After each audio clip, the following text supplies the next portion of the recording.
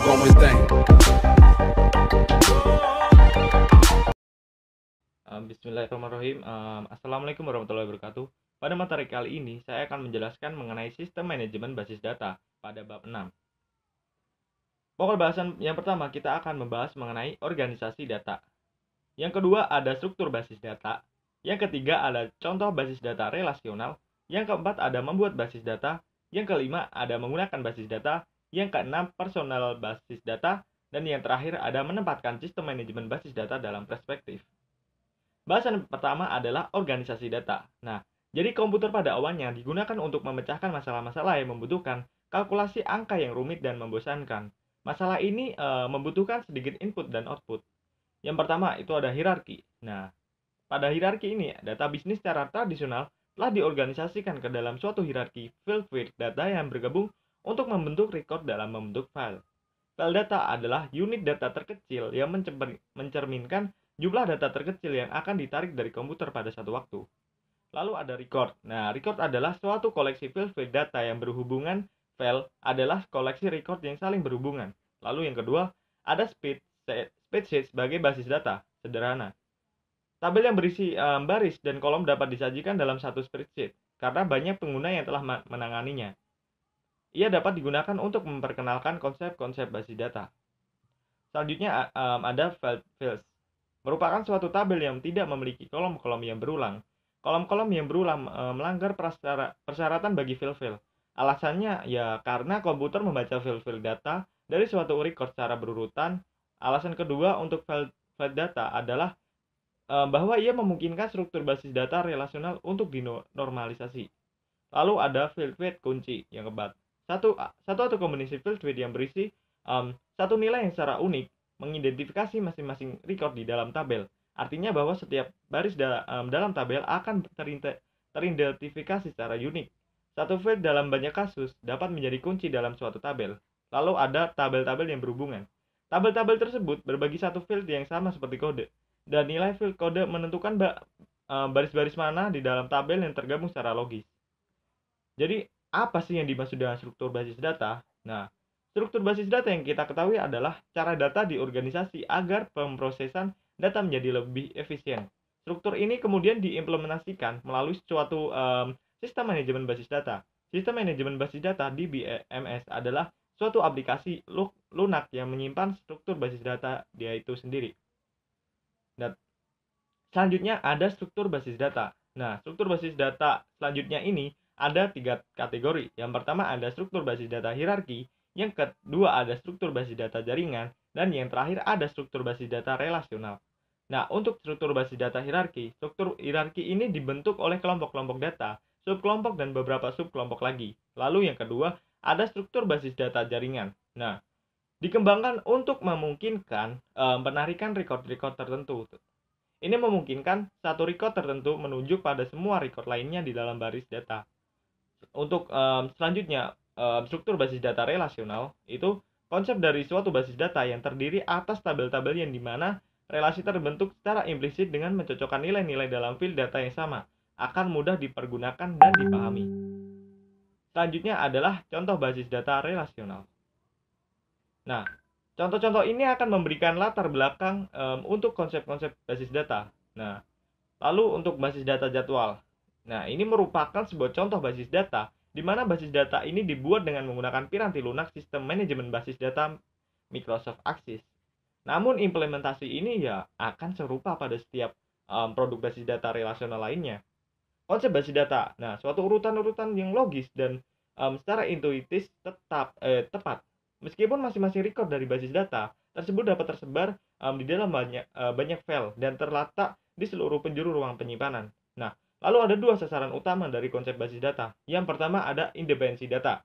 Nah, kemampuan untuk melakukan perubahan pada struktur data tanpa melakukan perubahan pada program aplikasi yang memproses data. Lalu yang kedua ada kamus data, mencakup definisi dari data dan dikendalikan oleh sistem manajemen basis data. Selanjutnya membuat basis data.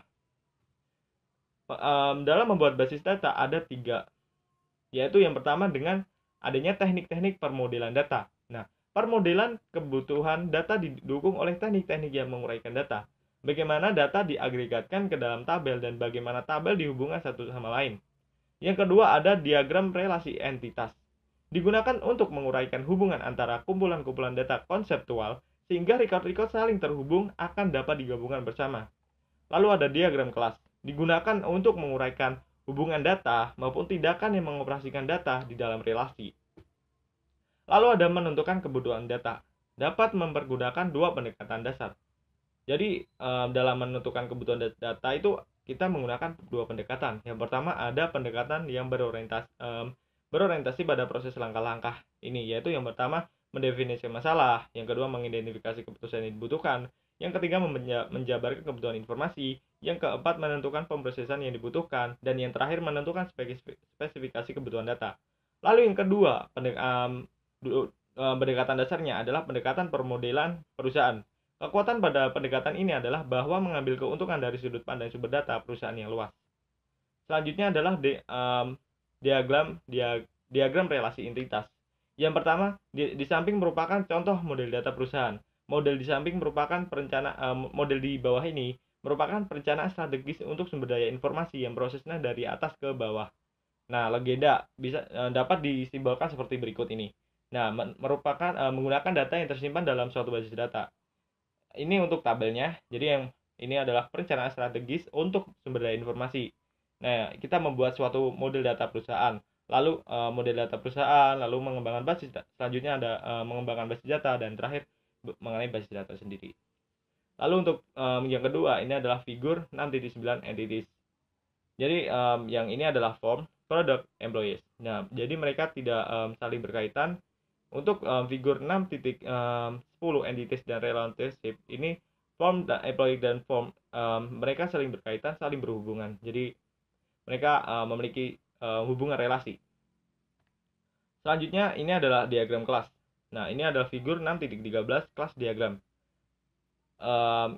Bisa kita ketahui ini adalah yang pertama adalah employees, form, project. Nah, dalam employees itu terdapat beberapa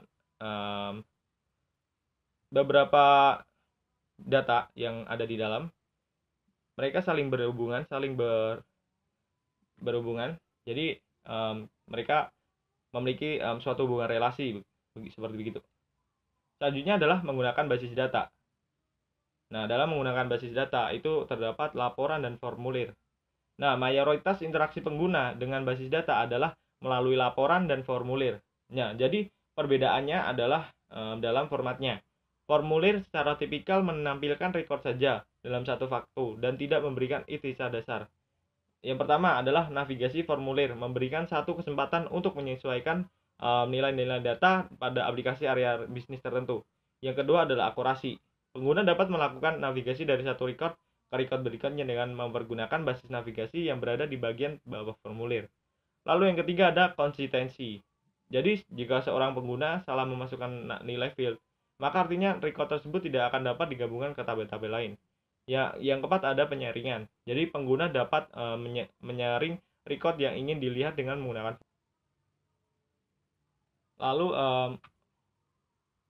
Lalu untuk selanjutnya ada formulir entry data gabungan untuk tabel-tabel mata kuliah.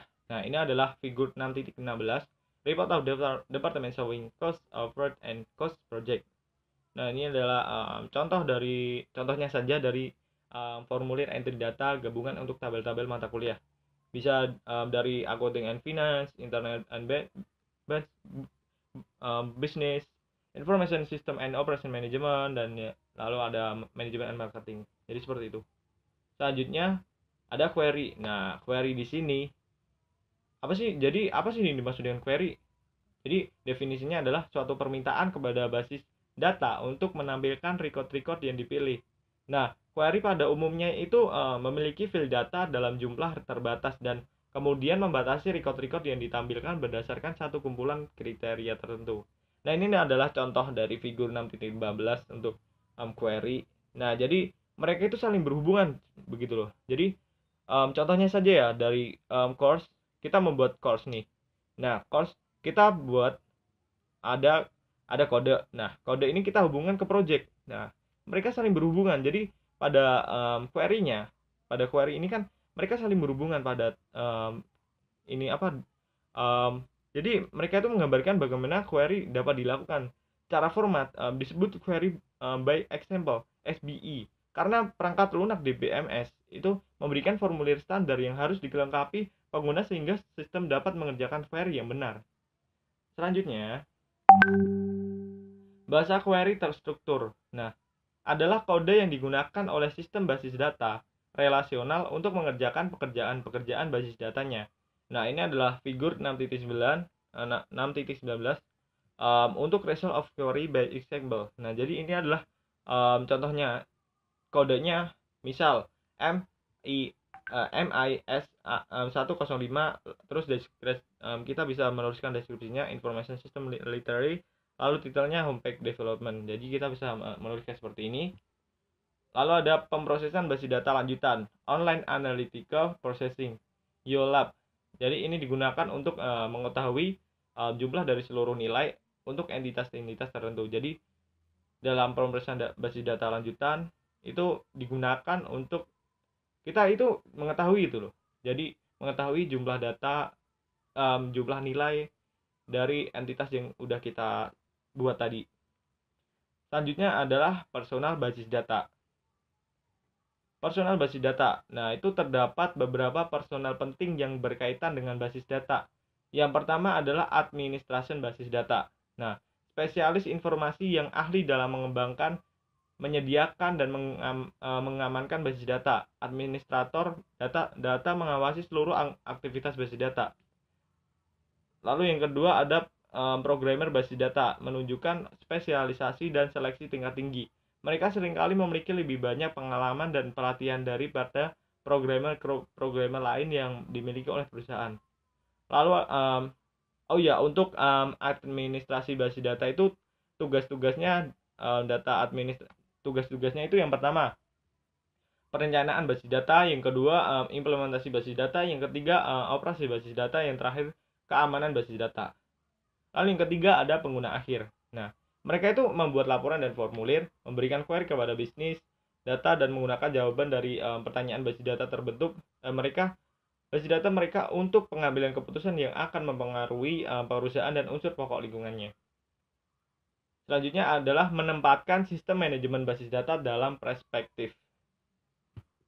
Jadi dalam menempatkan sistem manajemen basis data dalam perspektif, sistem manajemen basis data memungkinkan kita membuat sebuah basis data, lalu memelihara isinya, dan menyebarkan data kepada khalayak pengguna yang luas tanpa harus mempergunakan pemrograman komputer yang berbiaya mahal. Nah, untuk keuntungan DBMS ini, yang pertama itu bisa mengurangi pengulangan data, yang kedua mencapai independensi data, yang ketiga mengambil data dan informasi dengan cepat, dan yang terakhir keamanannya itu lebih baik. Untuk kerugian DBMS, membeli piranti lunaknya itu mahal. Yang kedua, dalam mendapatkan konfigurasi piranti keras yang besar. Terus yang terakhir memperkerjakan dan memelihara staf DBA.